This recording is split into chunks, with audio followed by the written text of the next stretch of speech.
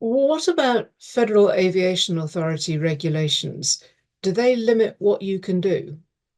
So the FAA heavily controls drones, as you can imagine. There have been some things in the press in the United States in the last month around, drones, and nobody knows whose drone they belong to. So, you know, our drone partner very knowledgeable around the FAA regulations. As part of this federal grant, we had a liaison at the FAA for us to have conversations with around what we were attempting to do, the guardrails within which we needed to operate, whether that was what medications we could carry, whether that was um, how far we could fly. For drones, there are different waivers that you can apply for that dictate how far you can fly a drone. It starts off as the more unrestricted, which is visual line of sight within 2 miles, and then the next stage is up to 5 miles, and then there's some that are beyond that. So the FAA heavily regulates what you can do.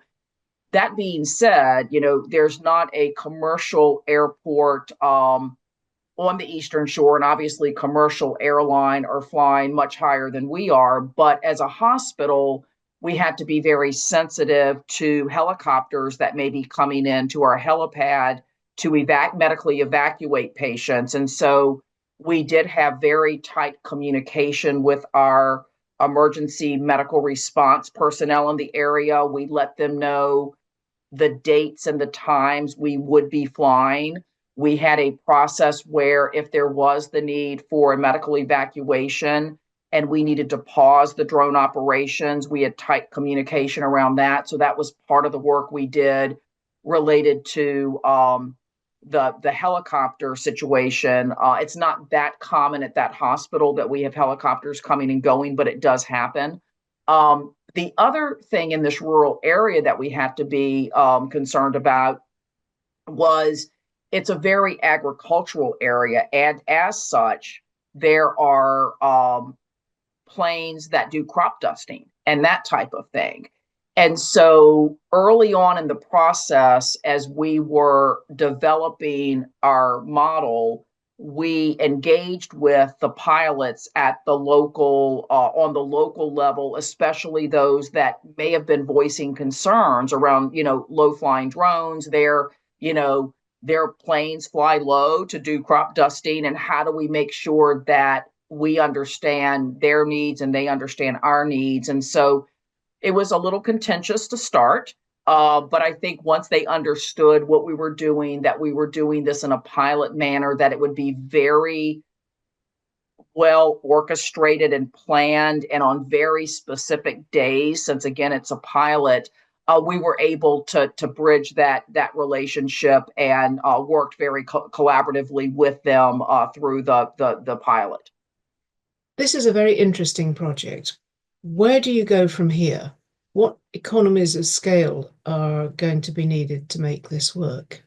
So the work isn't done yet. I think we've learned a number of things from the pilot, and we are coming up to the end of phase one funding, and we will be applying for phase two funding, as well as looking at other grants, because we're not to a point where this process is fine-tuned enough to be commercialized and be able to pay for it, because drones are very expensive. And it's really understanding and getting the waivers from the FAA and really building a model that has scale, because that's what will make it viable from a commercial perspective. And so where we've gotten to this point is we know that we can successfully deliver medications to patients within that 5 mile radius of our hospital. So that, we have proven that many times. We've delivered to the patients that enrolled in the pilot, over the last 18 months. We've had routine deliveries every 90 days to those individuals. So we know that we can do that. Now, with that being said, one thing everybody needs to understand about drones is they're very weather dependent. They cannot fly above, in certain windy conditions, for example. So it's not quite as straightforward as getting in a car and driving something somewhere. So that's why I think these proof of concepts are so important to understand the parameters and when these drones can fly. Relative to the work we're doing on Tangier Island, that is not as well developed because there are still constraints with the waiver we have from the FAA on what we can carry. So the waiver to this point has not allowed us to carry patient-specific filled medications to the Eastern Shore. But what it has allowed us to do is deliver medical supplies. So stock medications that we use in our clinic. So we have delivered medications that we use in our clinic.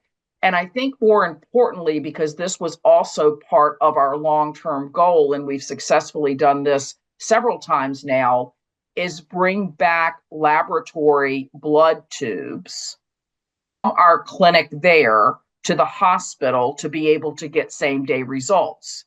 Because one of the other barriers that we face on that island is the only way to get there is by plane or boat, ferry or plane.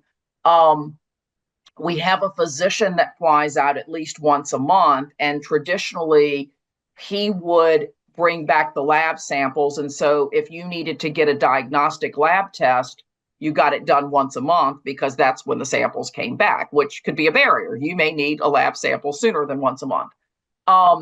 The other, way that we get supplies and things out there and back is by the ferry. And there are certain times of the year the ferry either doesn't run, the ferry sometimes breaks down. It can be bad weather and the ferry doesn't go. So there's a lot of inconsistencies in how things come and go to Tangier. So the idea is the drone could actually expand beyond medication delivery and do other types of functions.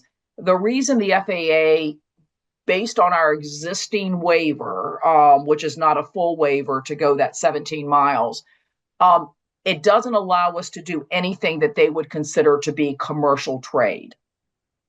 And they would consider delivering a filled prescription to a patient as commercial trade.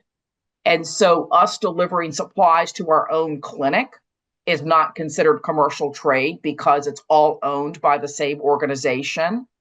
But us delivering to a patient a filled prescription from the pharmacy, the FAA considers that commercial trade. So at this point, we've not been able to leverage that yet. And my last question, has this project been worthwhile? And would you recommend that colleagues with a similar problem go down this route as well?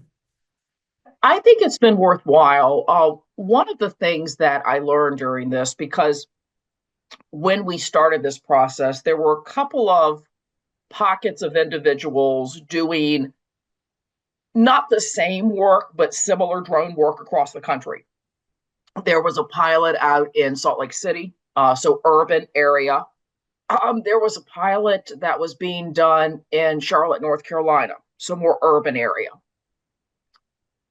But I think focusing in a rural area, we were really one of the first that I'm aware of that started doing some of that work. And I think there's great potential, especially in medically underserved rural areas.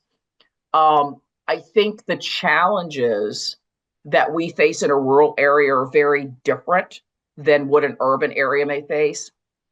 I think the other thing is having not only that seed money funding from the federal government was so critical in order to get us where we have gotten in such a small period of time. Because when I talk to some of my colleagues across the country that were perhaps doing this with more limited grant funding, we were able to do far more deliveries in a short period of time than they were able to do in several years, because we had the ability to bring together a really strong collaborative team to, I would say, fast start the process.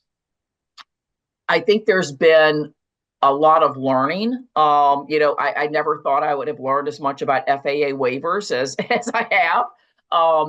But I think, understanding what some of the limitations are going to be and things we need to navigate and perhaps things we need to advocate for, right?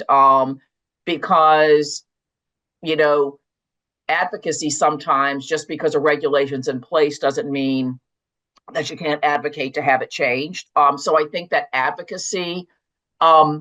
So I would definitely, and we would like to get phase 2 funding to take this to the next level. And one of our goals going into this, and it's really one of the goals that the Department of Transportation had, was not only, for us to be able to impact our community, but to really develop a roadmap for others and share that forward so that others coming behind us could really get to our point even quicker, because they would understand a lot of whatever the challenges were, the regulations were, whatever, that we could really give others a blueprint. In fact, we're working with a collaborative in Maryland that got phase 1 funding about a year and a half after us. They just got phase 1 funding. It's a similar project. They're not that far distance from us, just one state up. And we're collaborating with them to get them further than we got in phase 1 by sharing all of our learning so that they could then start almost at the next step and take the learning further. Cindy Williams, thank you very much for talking to us about this fascinating topic. That really has been terrifically interesting and inspiring. For more information about the work described in this interview, please visit our website using the links in the description, and be sure to subscribe for more news, videos, journals, and podcasts. For updates straight to your inbox, please follow the links below. And thanks for watching.